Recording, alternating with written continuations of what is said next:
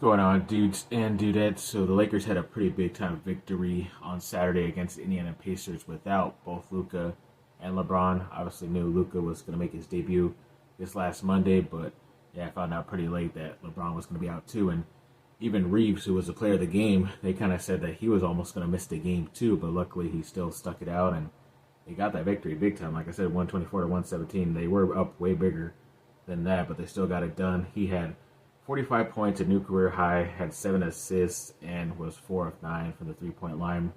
And yeah, he just went off. So I think it's like a very small list of him and like 3 or 4 other Lakers that scored 45 plus points in their career with the Lakers, which is pretty awesome. And then, yeah, it's just pretty awesome overall game for him, especially without, like I said, their two stars, Luka and LeBron. It definitely showed that he could run the offense with or without him, and even while still playing with them too. It looked pretty good on Monday night, but I'll get into that in a bit. But yeah, overall, great day for him, and yeah, cannot say much better about that performance. And then we also did find out too, I forget if it was like right before that game or maybe a little bit after on Saturday, that trade with the Charlotte Hornets for Mark Williams to connect has apparently been rescinded due to the Hornets' failure to satisfy a condition of the trade, according to the Lakers. So apparently the Lakers said that once they finally got their doctors around him and did their tests and stuff over the past couple of days, they noticed even more stuff wrong or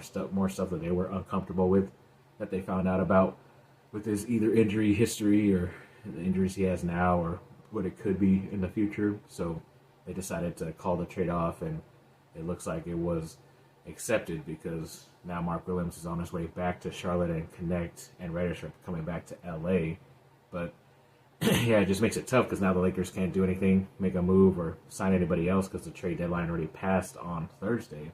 So that was a tough news, but I guess the only positive is that they get to keep their first round picks that they included in that trade and can maybe use it again this summer for somebody else and get to keep their star rookie as of right now for their team. I know he kind of said too that it kind of felt weird. It might take him a little bit to get back into the swing of things. He did not play this last Monday either, but we'll see if he plays today as you're watching this on Thursday when they play next. But yeah, overall, pretty crazy trade the way it went down, and I think even the Hornets are trying to get the NBA to investigate to see if everything was correct and all that stuff, and there was no foul play or that the Lakers all of a sudden decide to not do the trade because they maybe gave up too much for a player like Mark Williams. But I don't know. We'll see how the fallout ends up coming from that trade. But yes, as I mentioned, Lakers did play on Monday for Luka's debut. And before that, they actually got some news from his foundation that he's donating $500,000 to LA wildfire recovery efforts,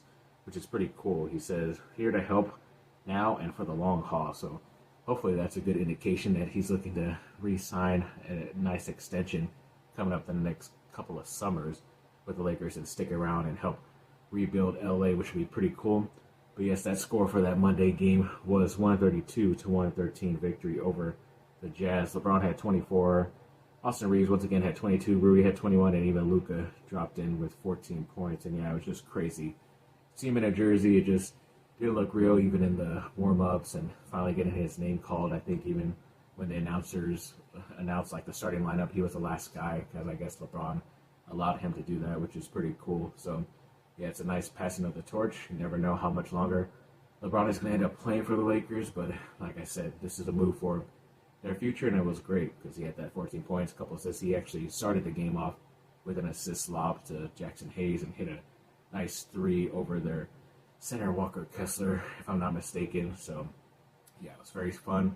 He was on a minutes restriction, so he didn't get much playing time, but it was pretty fun to see him subbing in for LeBron, who was going to the bench, and him coming in. So it's like two all-star players switching out for each other, which is really cool to see. But yeah, overall, definitely very happy for this future Lakers team. And then when it came to Alex Len, yes, apparently they did sign a center after the fallout, who I guess Len was going to sign with the Indiana Pacers, but he heard some of the rumblings that the Lakers trade wasn't going to go through and decided to take his chance here in LA. So that's pretty cool. He's a pretty athletic guy. He was like a top 5 player in his draft like a decade or so ago, but he hasn't really panned out, but he finally has the past couple of years been a really good rebounder, defensive player, trying to be like that athletic big to help you out off the bench. So if it's still Hayes and Lynn coming off the bench, and I don't mind about that. They did have to let go of Christian Wood, who hasn't been playing pretty much. He came back like at some point last year and then very quickly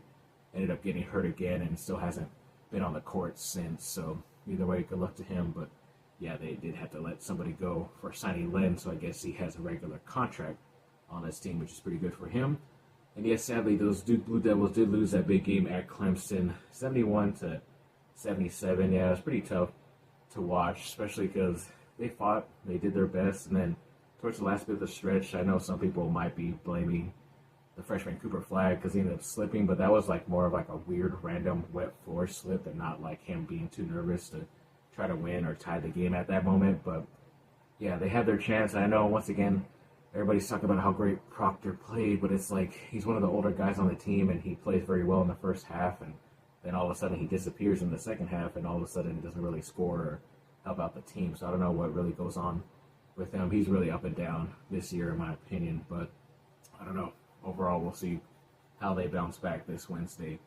Again, I think they play against Cal, which should be pretty interesting. And then, yes, Kyrie Irving was named an all-star starter, replacing his new teammate Anthony Davis, because I guess Davis learned his injury is going to keep him out a bit longer past the all-star break this weekend, so they at least replaced him with a guy who was close in points, or at least votes, to get into the all-star prior to this. So congrats to the ex-Duke Blue Devil.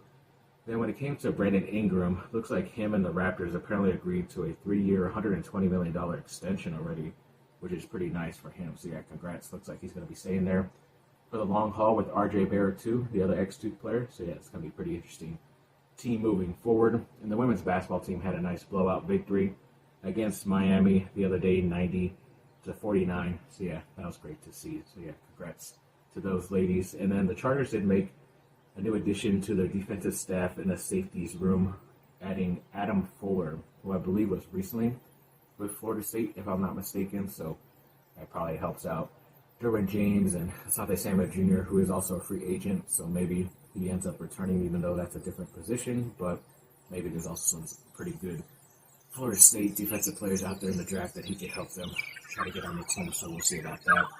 And a couple of women's soccer players from the Duke side that make the U.S. women's national team for the She Believes Cup. So I don't know if that's the lead up to the World Cup coming out, but we'll see. But Michelle Cooper and Hannah LaBar, who recently signed those coaches on that list. So yeah, that's those ladies. And of course, to see them compete for our USA country. And then Stanley Johnson was recently signed back to the South Bay Lakers, which is pretty cool because he did play for the main team like 4 or 5 years ago. Something like that, and then he's still been kind of stuck in the D League, but still trying to live out his dream to get back. So I'm going to be lost in the end. It's pretty cool if they're able to get him back. The Lakers franchise, and then the Duke women's softball team did get a victory against Kentucky 6-3. And they had almost first in their last Duke video, and then they lost the next two. I think it was like Northwestern and Missouri. They were pretty close in those games, but they ended up losing them. It sucked, but then they got this victory late on the weekend, which was pretty nice. So yeah, congrats to them. I want to go through the recruiting offers. A lot of these guys were also part of the USC recruiting update that I did at University. It was pretty cool. Trying to get through this as quick as possible. So there was a guy, Elijah Golden, who looks like he was a defensive lineman, got an offer from Duke. They had number 1 recruit at Illinois. He was like number 3 or 4. And then nationally, Max Sutter got an offer from Duke. He started quarterback. And Travis Williams got an offer from Duke. Unfortunately, offensive tackle / defensive end. Sydney is something. I know his name. Yeah, he got an offer from Duke, which was pretty cool. And next was the 7'8" 4-star linebacker. Evan Hurford, Mr. Birthday, a 2-sport athlete, and his school got an offer from Duke. Pretty good. The past couple of days, but a lot of these guys have the 2026 policy or something like 2027, so at least things are in the running for a couple of these sponsored guys here in the next couple of classes. So again, these are good classes. Thanks for watching. Like and subscribe.